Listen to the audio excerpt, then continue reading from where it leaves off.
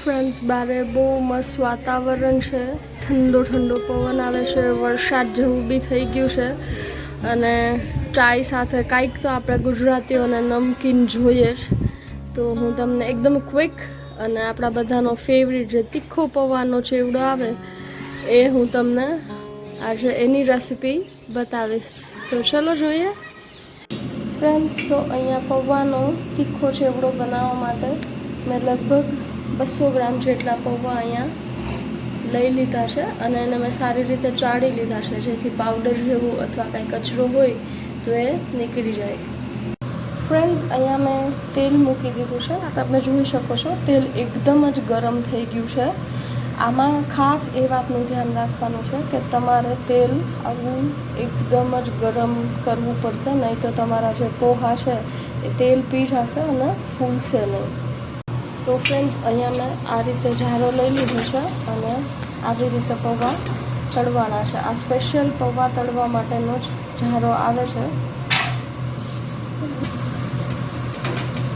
બસ આ રીતે થોડા થોડા કરી અને બધા જ પૌવાને તળી લઈશ પહેલાં.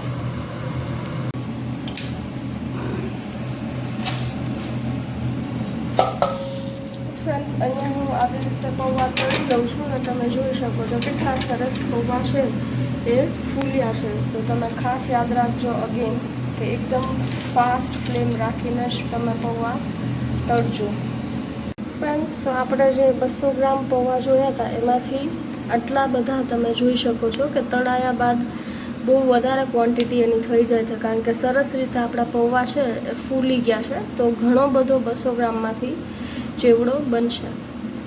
ફ્રેન્ડ્સ, હવે આપણું જે તેલ હતું એમાં જ હું નાની વાટકી શિંગદાણાને તળી લઉં છું. જો તમને ઓછા વધારે શિંગદાણા ભાવતા હોય તો તમે ક્વોન્ટિટી ચેન્જ કરી શકો છો.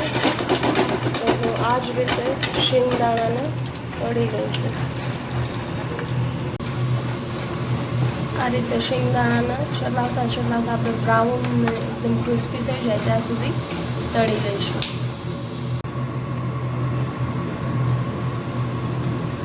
ફ્રેન્ડ્સ, હવે હું નાની અડધી વાટકી આપણી જે ચણાની દાળ હોય છે, દાળિયાની દાળ, એકચ્યુઅલી ચણાની નહીં, દાળિયાની દાળ છે એ ઓલરેડી શેકેલી જ છે, એટલે હું એને સેજ જ અમથી તેલમાં તેલ ચડી જાય એટલી ક્રિસ્પ કરીશ. તો લગભગ 10 થી 20 સેકન્ડમાં એ થઈ જશે. ફ્રેન્ડ્સ, આપણે બધું આ પૌવામાં જ મિક્સ કરીશું, કારણ કે આફ્ટર ઓલ લાસ્ટમાં મિક્સ જ કરવાનું છે. તો બધું જે તેલ ને છે પૌવામાં જ રહે, એટલે અમે આમાં જ એને પહેલેથી જ મિક્સ કરી રાખીએ છીએ.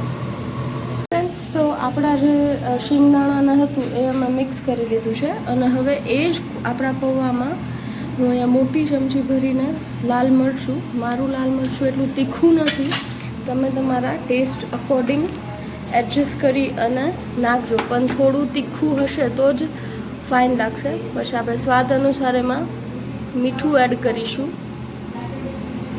અને ફ્રેન્ડ્સ, આપણે અહીંયા 2 મોટી ચમચી ભરી અને દળેલી ખાંડ પણ આમાં એડ કરવાની છે.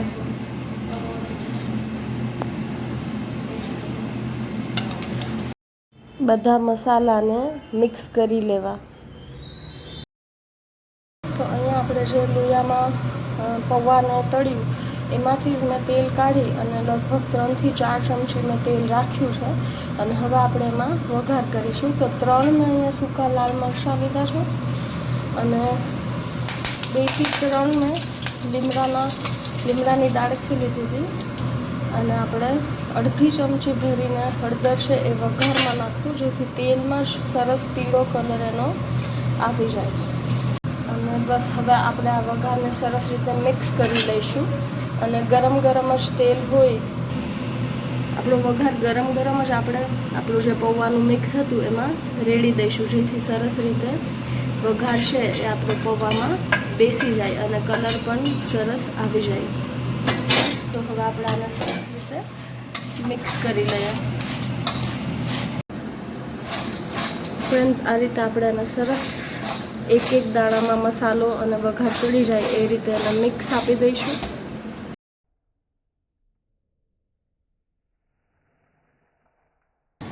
બસ ફ્રેન્ડ્સ, તો હવે આપણો બાર જેવો જ અને એકદમ જ 10 મિનિટમાં રેડી થઈ જતો પૌવાનો ચેવડો રેડી છે.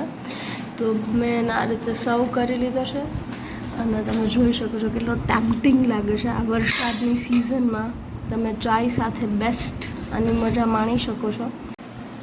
બસ ફ્રેન્ડ્સ, તો આપણો રાજકોટનો ફેમસ તીખો પૌવાનો ચેવડો અહીંયા રેડી છે. તમે બી ચાય સાથે કે કોઈ બી ડ્રિંક સાથે આની મજા માણી શકો છો. અને ખાસ મને કમેન્ટમાં જણાવજો કે તમને આ રેસિપી કેવી લાગી. Thank you for watching.